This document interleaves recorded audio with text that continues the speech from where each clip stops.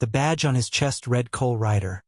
Black lettering on white plastic, slightly crooked, the way it always was after he clipped it on in the dark of 5 in the morning so he wouldn't wake his daughter. He had worked the front security desk at Meridian Wealth Partners for 11 years. He knew which elevator stuck on the 12th floor. He knew that the third camera on the east corridor had a 4-second blind spot when it panned left. He knew that the CFO took the stairs when he was worried about something and the elevators when he was not. He had learned all of this the way a man learns the rooms of a house he has lived in for a long time, quietly without being asked because it was his job to know and because he took his job seriously. What Cole Ryder did not know on the morning of Wednesday, the 19th of October, was that it would be his last day.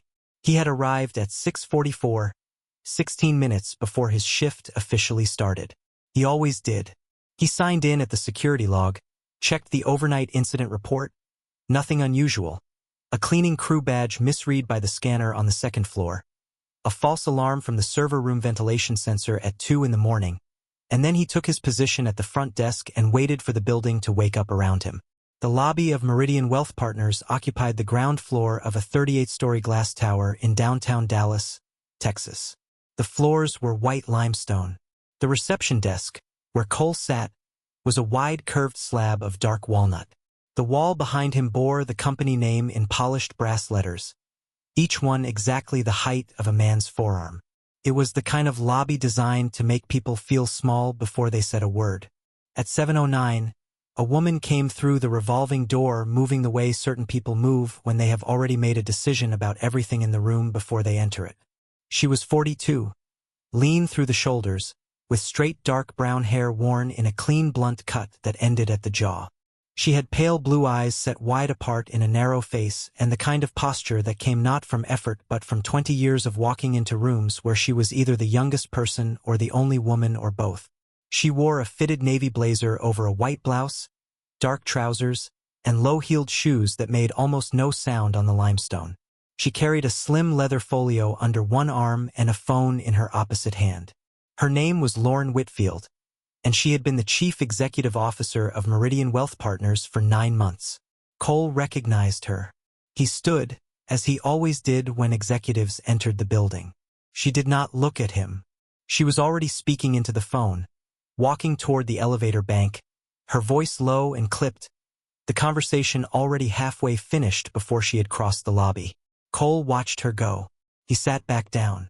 He did not take it personally. Some people acknowledged the security desk and some people did not, and he had made his peace with that distinction a long time ago. What happened at 9:31 that morning was different. A man came through the revolving door wearing a visitor lanyard and a charcoal suit and carrying a thin aluminum briefcase. He was 50, broad across the chest with thinning sandy hair combed flat and the kind of permanent squint that came from years of reading spreadsheets under fluorescent light. His name was Brett Langford, and he was a managing director at Carson Analytics Group, an external consulting firm that had been retained by Lauren Whitfield 4 months ago to conduct what she had publicly described as a comprehensive operational efficiency review. What this meant, in practice, was that Brett Langford and his team had spent 16 weeks walking through every department of Meridian's Dallas headquarters with clipboards and laptops, measuring outputs against industry benchmarks and producing reports that reduced complexity to color-coded graphs. Cole had seen the type before. Men who quantified what they could not understand and then presented the quantification as wisdom. Brett Langford stopped at the front desk. He set the aluminum briefcase flat on the desk surface and looked at Cole the way a man looks at a line item he is preparing to delete. "How long have you been in this position?" he said. The question had the tone of something already decided. 11 years, Cole said. Brett Langford opened the briefcase. He removed a single sheet of paper and placed it in front of Cole without making eye contact. Carson Analytics is recommending the transition of front lobby security operations to an automated kiosk and biometric access system. Full rollout is targeted for 60 days. HR will be in contact before end of week regarding your separation package. He closed the briefcase with a soft click. Ms. Whitfield has approved the recommendation. Cole looked at the sheet of paper. It was printed on Carson Analytics letterhead and carried a logo, a date stamp, and 2 columns of projected cost savings that he did not read. He looked at Brett Langford. Brett Langford was already lifting the briefcase from the desk surface. "Is there an appeal process?" Cole asked. "Standard HR channels," Brett Langford said. "The way a man says something he knows has no practical meaning." Cole nodded once. He picked up the paper, folded it in thirds along its natural creases, and placed it in the breast pocket of his uniform jacket. Brett Langford collected his visitor lanyard from the security envelope Cole had prepared for him 40 minutes earlier and walked toward the elevator without another word. The lobby was quiet. A woman in a yellow raincoat pushed through the side entrance with a messenger bag over one shoulder. Somewhere above, an elevator chimed. The limestone floor caught the morning light from the east-facing glass and held it in long, pale rectangles. Cole sat back down at the desk and continued his shift. He did not tell anyone what had happened. He processed 11 visitor check-ins between 9:31 and noon. He escorted a courier to the fourth-floor mail processing room. He reset the keypad code on the server corridor access panel when the building operations manager called down to report that the previous code had been used from an unregistered device the night before. He logged the reset in the incident report with the timestamp, the requesting party, and the authorization number. He ate his lunch at the desk. A ham and Swiss sandwich on wheat bread he had made at 6 in the morning, wrapped in aluminum foil, the same lunch he had been bringing for 4 years because it was the one Lily had told him she wished she could eat every day, and the habit had stuck even after he had stopped packing her lunch and she had started buying from the school cafeteria. At 2:52 in the afternoon, Brett Langford came back through the lobby. He was with Lauren Whitfield this time, and they were mid-conversation, walking fast. Lauren Whitfield glanced toward the security desk as she passed. For a fraction of a second her eyes moved across Cole's face. There was no recognition in the look. There was nothing hostile in it either. It was the look of a person whose attention was entirely somewhere else, and Cole happened to be in its path. They stepped into the elevator. The doors slid closed. Cole watched the floor indicator above the elevator bank climb. 4, 11, 19, 29, 36. It stopped at 36, the executive floor. He turned back to the desk. He opened the incident log and wrote the time, 14:54, and the notation. CEO and external consultant. Elevator to floor 36, standard transit. No incidents. He did not write what he was thinking. What he was thinking was about his daughter. Her name was Emma, and she was 8 years old, and she had a stuffed rabbit named Captain that she had owned since she was 14 months old. Captain had started life white and was now a color that existed somewhere between gray and beige, the product of 8 years of being carried, dropped, washed too many times, and slept on. One of Captain's ears was slightly longer than the other because Emma had once tried to stretch the shorter one to match and had given up halfway. Emma brought Captain to the breakfast table every morning and propped him against the sugar bowl so that he was facing her while she ate, which she had explained to Cole once was because Captain got lonely when she was at school and she wanted him to have a good morning to remember. Cole had thought about that explanation many times since she had given it. He thought about it now, standing in a lobby that did not know he was leaving it. He thought about the house on Birchwood Court in Carrollton, 20 minutes north of downtown, where he and Emma had lived since the divorce. It was a rental, 2 bedrooms, with a yard that was more gravel than grass and a back fence that his neighbor Mr. Tilson had repainted every spring for reasons that were never entirely clear. The mortgage on the divorce settlement had gone to Karen. The house on Birchwood Court was what came after. It was smaller and quieter, and in certain ways that Cole had never said aloud to anyone, it was better. It was where Emma kept her books in a stack on the bedroom floor because they had not yet bought a second shelf, and where Cole made coffee at 5 in the morning in a kitchen where the cabinet above the refrigerator stuck and had to be lifted slightly before it would open. He thought about what 60 days looked like from where he was standing. He thought about these things the way a man thinks about a calculation he already knows the answer to but checks anyway, because he is a careful man and careful men check. He put the thoughts away. He went back to work. At 3:22 in the afternoon, a notification appeared on Cole's secondary monitor, the one connected to the building's internal network surveillance dashboard, which had been installed during a security infrastructure upgrade 3 years earlier, and which most people in the building had either forgotten about or never known existed. It was a passive monitoring system. It showed real-time network traffic volumes across Meridian's 34 internal data segments, and Cole's role in relation to it was limited. He was to flag anomalies to the IT security team if any indicators shifted from green to red. At 3:22, 3 indicators turned red at the same moment. Cole looked at the screen for 5 seconds. He picked up the internal phone on the desk and dialed the IT security office on the 19th floor. The line rang 7 times and rolled to voicemail. He dialed the secondary IT contact number printed on the emergency protocol card in the front of his desk drawer. It rang 9 times and went to a recorded message. He dialed the building operations manager. He dialed the reception desk on the 36th floor. He dialed the extension for the assistant to the chief financial officer, a number he had memorized 4 years ago the same way he had memorized every other number that might matter at the wrong moment. None of them answered. It was 3:25 in the afternoon on a Wednesday, and the 3 red indicators on the screen had not changed. Cole looked at the protocol card again. The card described solid red indicators as sustained high-volume anomalous outbound data transfer requiring immediate IT security review. The 3 segments that were showing red were, based on the network architecture diagram he had studied during a mandatory security briefing 2 years earlier, the client portfolio database, the proprietary trading algorithm repository, and the executive communications archive.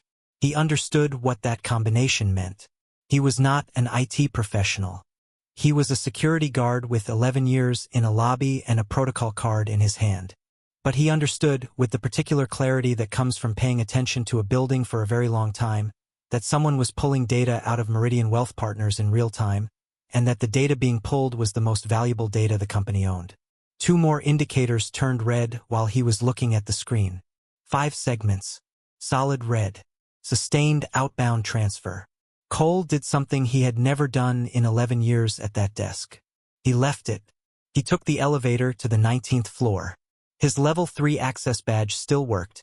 No one had deactivated it because no one from HR had formally processed his termination yet, and the system did not know what Brett Langford's briefcase had contained. He walked down the corridor to the IT security monitoring room, which was a narrow space behind a reinforced door with a push-put entry code that he knew because he had been present when the code was set 3 years ago and had written it, as was protocol, in the security incident log which he had read every morning for 3 years since. He entered the code. The door opened. The room was empty. The center monitor was showing the same dashboard he had been watching from the lobby, and it was worse now. 7 segments red. The outbound transfer had spread. Cole sat down at the IT security workstation. He was not authorized to operate it. He operated it anyway. He had watched the IT security team work at this station on 14 separate occasions over the years, system resets, access audits, false alarm resolutions that required him to be present as a witness. He had never touched the keyboard. He had watched the hands of the technicians and he had noted what they did the way he noted everything in this building, without being asked and without knowing when it would matter. He knew where the segment isolation controls were. He knew what the confirmation sequence looked like. He knew that the red button labeled segment isolation in the upper right panel of the interface would stop the outbound transfer by severing the affected segments from external-facing network access. He pressed it. The system asked him to select which segments to isolate. He selected all 7 red segments and clicked confirm. The system requested an administrator authorization code. Cole did not have one. He sat with that problem for exactly 8 seconds. Then he picked up the IT room's desk phone and dialed the extension for the building's head of network security, a man named Paul Garrett, whose office was on the 23rd floor and whose direct extension Cole had logged in the incident journal 14 months ago after a fire drill coordination call. Paul Garrett answered on the second ring. "This is Garrett. This is Cole Ryder, front security desk. I'm in the IT monitoring room on 19. We have 7 segments showing sustained red on the outbound dashboard. I've initiated isolation, but I need an admin code to confirm. I've been trying to reach your team for 6 minutes. There was a pause of approximately 2 seconds. "Say that again," Paul Garrett said. Cole said it again. Paul Garrett was in the room 4 minutes and 30 seconds later. He was 36 years old with short red hair and glasses. He pushed up his nose when he was concentrating, and when he saw the dashboard he pushed them up twice in rapid succession and sat down next to Cole and began typing with the focused speed of a man whose training had finally arrived at its purpose. He entered the authorization code. The isolation confirmed. 7 segments went dark on the external-facing interface. "How long has this been running?" Paul Garrett asked, not looking away from the screen. "First 3 indicators turned at 3:22, Cole said. "It's 3:31 now." Paul Garrett pulled up the transfer logs. He stared at them. He pushed his glasses up again. 9 minutes, he said quietly, more to himself than to Cole. 9 minutes of active pull. "What did they get?" Cole asked. Paul Garrett was already on his phone, calling someone whose name Cole did not catch. He held up one finger, wait, and turned slightly away. Cole stood and moved to the side of the room and waited. Through the reinforced door he could hear, faintly, the ambient sound of the building. Air handling. Somewhere far above, a phone ringing twice and stopping. He looked at his watch. 3:33. Lily's after-school program at Carrollton Elementary ended at 5:30. He had 2 hours. Over the next 40 minutes, the IT security room filled with people. Paul Garrett's team arrived from the 23rd floor in 1s and 2s, each of them looking at the dashboard and then at Paul and then beginning to work. A woman named Sandra Cross, who was Meridian's chief information security officer, arrived at 4:07 in a coat she had not taken off, apparently having come directly from somewhere else in the building. She was 53, with silver-streaked dark hair and reading glasses on a lanyard, and she moved through the room with the precise economy of someone who had handled crises before and had learned which parts of the response were performance and which were work. She looked at the dashboard. She looked at the transfer logs. She looked at Paul Garrett. "Who isolated the segments?" she asked. Paul Garrett pointed at Cole. Sandra Cross looked at Cole. Cole was still standing against the wall where he had moved to give the technician's room. He was wearing his security uniform with the badge that said Cole Ryder, slightly crooked. "You work the front desk," she said. It was not a question. "Yes, ma'am." "You initiated isolation from this terminal." "Yes, ma'am. I couldn't reach your team. I tried 6 contacts over 6 minutes." The transfer was expanding. Sandra Cross looked at him for a moment. Then she turned back to the dashboard. "Get me the full transfer manifest," she said to Paul Garrett. "I need to know what left the building before isolation." What followed was not dramatic in the way that crises appear dramatic from the outside. It was a series of very specific technical actions performed by people who knew what they were doing, in a room that smelled of cold air and stress and the coffee that someone had brought in a paper cup and set on the edge of a workstation and then never touched. Cole remained in the room because no one asked him to leave and because Sandra Cross had, at 4:22, turned to him and asked him to walk her through his timeline from the moment the first indicators turned red, and he had done so with the precision of a man who had been maintaining accurate logs for 11 years. At 4:45, Sandra Cross called Lauren Whitfield. Cole was present for the call because he was still in the room and there was nowhere obvious for him to go. He heard Lauren Whitfield's voice on the speaker. Tight, controlled, asking specific questions in a sequence that suggested she was already mapping consequences. Sandra Cross answered each question with equal precision. At the end of the exchange, Lauren Whitfield asked who had caught it. Sandra Cross looked at Cole. "Your front security officer," she said. "Cole Ryder. He initiated containment before my team was reached." There was a pause on the line. "Send him to 36, Lauren Whitfield said. Cole rode the elevator to the 36th floor alone. The elevator was the same one Lauren Whitfield and Brett Langford had taken at 2:54 that afternoon. He watched the numbers climb, 19, 24, 31, 36, and he thought briefly, with the part of his mind that was not occupied with the events of the last hour and 23 minutes, about Captain the Rabbit propped against the sugar bowl at home, facing an empty kitchen chair, waiting for morning. The doors opened onto the executive floor. It was a different world up here. Quieter, carpeted in deep charcoal gray. The windows running floor to ceiling along the south wall, with a view of the Dallas skyline going amber in the late afternoon light. A young woman at the reception desk looked up and said, "Mr. Ryder? Ms. Whitfield is expecting you," and directed him down a corridor to a set of glass-walled offices at the end. Lauren Whitfield was standing at the window when he entered. She had taken off the navy blazer. She was in the white blouse, her arms crossed loosely, looking at the city below with an expression that Cole could not fully read from where he stood. Brett Langford was seated in one of the chairs in front of her desk with the aluminum briefcase on the floor beside him, and the particular stillness of a man who understands that the shape of a situation has changed without him. Lauren Whitfield turned when Cole came in. She looked at him the way she had not looked at him in the lobby that morning. It was a direct look, without the distracted quality of someone whose attention is elsewhere, without the glass and marble blankness of a CEO crossing a lobby. It was the look of a person who was seeing something specifically and knowing they were seeing it. "Sit down, please," she said. Cole sat. Lauren Whitfield walked from the window to the chair behind her desk and sat across from him. She did not look at Brett Langford. "Paul Garrett's team has preliminary results from the transfer manifest," she said. "The attack was an inside-out breach. Someone embedded a data exfiltration protocol inside the efficiency audit file packages that Carson Analytics uploaded to our internal system 4 days ago." She paused. "The protocol was designed to run on a Tuesday or Wednesday afternoon between 2 and 5 p.m., when network monitoring is lightest. It would have been undetected until the business day ended. By then, the transfer would have been complete." Cole said nothing. He listened. The data targeted included client portfolio structures for our top 40 accounts, proprietary algorithm parameters for our quantitative trading division, and 14 months of executive communications related to our pending acquisition of Strata Financial. She looked at him steadily. "If that data had completed its transfer, we would have been looking at regulatory exposure, client flight, and the collapse of the Strata deal. Conservative estimate of damage, in the range of $400 million. The room was quiet for a moment. Brett Langford cleared his throat. "Lauren, I want to be absolutely clear that Carson Analytics had no knowledge."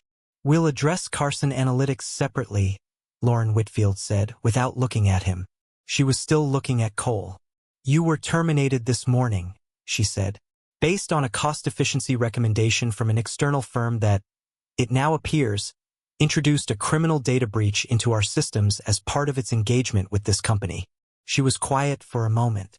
"You were aware of your termination when you saw the indicators on the dashboard." "Yes," Cole said. "And you responded anyway. It was in my protocol." Lauren Whitfield was quiet for a moment. It was not the silence of someone searching for words. It was the silence of someone giving weight to something before they set it down properly. "I owe you a specific apology," she said. "I approved the recommendation to eliminate your position without reviewing what the position actually entailed. I relied on a cost per square foot analysis from a firm I trusted, and I did not ask the right questions. That was a failure of judgment on my part." She paused. "And I have never, in 9 months in this building, learned your name." Cole looked at her. He did not say it was fine because it had not been fine. He did not say it was understandable, because he did not believe in offering absolutions that had not been earned. He said, "I appreciate you saying that. Your position is not being eliminated," Lauren Whitfield said. "Your role is being restructured. Effective immediately, you will hold the title of Security Operations Manager. You will report directly to Sandra Cross. Your salary will be adjusted to reflect the actual scope of what you do." She looked at him with something that was not warmth exactly, but was the very serious cousin of it. "That is if you want to stay." Cole was quiet for a moment. He thought about the lobby. He thought about 11 years of mornings in the dark, clipping the badge on without waking Lily, Emma. He thought about the elevator at the 12th floor that stuck, and the camera on the east corridor with its 4-second blind spot, and the CFO who took the stairs when he was worried. He thought about how a building was, in the end, a system, and that all systems had vulnerabilities that only someone who paid attention, day after day without being asked, could ever truly map. "Yes," he said. "I want to stay." Brett Langford was still in the chair. He had said nothing since Lauren Whitfield had cut him off, and he said nothing now. He was a man sitting inside the wreckage of a very expensive miscalculation, and he had the dignity, at least, to be quiet about it. Lauren Whitfield stood. Cole stood. She walked around the desk and extended her hand, and they shook hands the way two people shake hands when they are acknowledging something real. "I'll have HR draw up the documentation tonight," she said. "And Mr. Ryder," she said his name deliberately, "the way you say something you intend to remember, Thank you. Cole rode the elevator back down alone. He stopped at the 19th floor and returned to the IT security room, where Paul Garrett's team was still working, cross-referencing the transfer logs against the Carson Analytics file upload history, building the evidentiary record that would go to the FBI Cyber Division before morning. Sandra Cross was on a call in the corner, her reading glasses on now, her voice precise and unhurried. She looked up when Cole came back in and gave him a nod that carried more meaning than most conversations.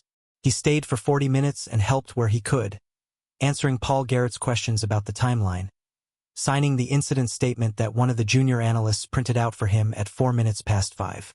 He checked every detail before he signed it, the way he checked everything, carefully without rushing because the details were where the truth lived. He left the building at 5:17. His truck was in the parking structure on the second level, a dark blue Ford F-150 with a small dent on the rear passenger panel from a grocery cart incident the previous winter that he kept meaning to get repaired and had not. He sat in the driver's seat for a moment before starting the engine. The parking structure was dim and smelled of concrete and exhaust. Through the opening at the end of the level he could see the Dallas sky, fully amber now, the last of the afternoon burning itself out against the towers. He started the engine and drove north on the highway toward Carrollton. The after-school program at Carrollton Elementary let out at 5:30, which meant he had 13 minutes and the drive was 12 in clear traffic. He made it with 2 minutes to spare, pulling into the pickup lane behind a line of minivans and SUVs, and when Emma came through the double doors of the gymnasium she was carrying her backpack over one shoulder and Captain the Rabbit in the crook of her opposite arm, which she was allowed to bring on Wednesdays because her teacher, Ms. Hooper, had a policy she called Comfort Object Wednesdays that Emma had once described to Cole with great seriousness as a scientifically supported practice. Emma climbed into the back seat and buckled herself in and looked at Captain and then at the back of her father's head.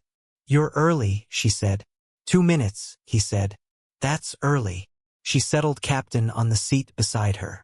"Did something happen?" Cole pulled out of the pickup lane and merged onto the main road. "A few things," he said. Emma looked out the window. She had her mother's eyes, dark brown, slightly large for her face in the way that children's eyes sometimes are before the rest of the face catches up. She had Cole's way of being quiet when she was thinking, and she was quiet now for a stretch of road before she said, "Good things or bad things?" Cole looked at her in the rearview mirror. "Started bad," he said. "Ended different." Emma considered this. "Like the Penguin book," she said. "What do you mean?" "The Penguin book says penguins fall down a lot on the ice," she said. "But then they figure out the temperature regulation strategy and they're okay." Cole looked at the road ahead. The amber had gone out of the sky now and the evening was coming in blue and quiet across the highway and the flat Texas landscape on either side of it. "Yeah," he said. "Like the Penguin book." Emma reached over and adjusted Captain's ear, the longer one, the one she had stretched and then abandoned, so that he was facing the window. She did this with the matter-of-fact tenderness of someone performing a small necessary act of care for something that depended on her. They drove the rest of the way home without speaking. The house on Birchwood Court was dark when they pulled in, which meant nothing because Cole always left it dark in the mornings and neither of them minded coming home to it that way. He unlocked the front door and Emma went straight to the kitchen and set Captain on the counter facing the room. Not the sugar bowl, now that he thought about it, but the counter so he could see everything, and then opened the refrigerator and stood in front of it with the blankness of someone who has not yet decided what they want but is prepared to commit to the process. Cole put his keys on the hook by the door. He unclipped the badge from his jacket. He set it on the small table in the hallway where he always left it. He looked at it for a moment in the low light, the white plastic, the black lettering, Cole Ryder, slightly crooked the way it always was. Tomorrow he would clip it on again in the dark at 5 in the morning, careful not to wake Emma. It would still be slightly crooked. Some things, he had found, you did not fix. You just kept wearing them.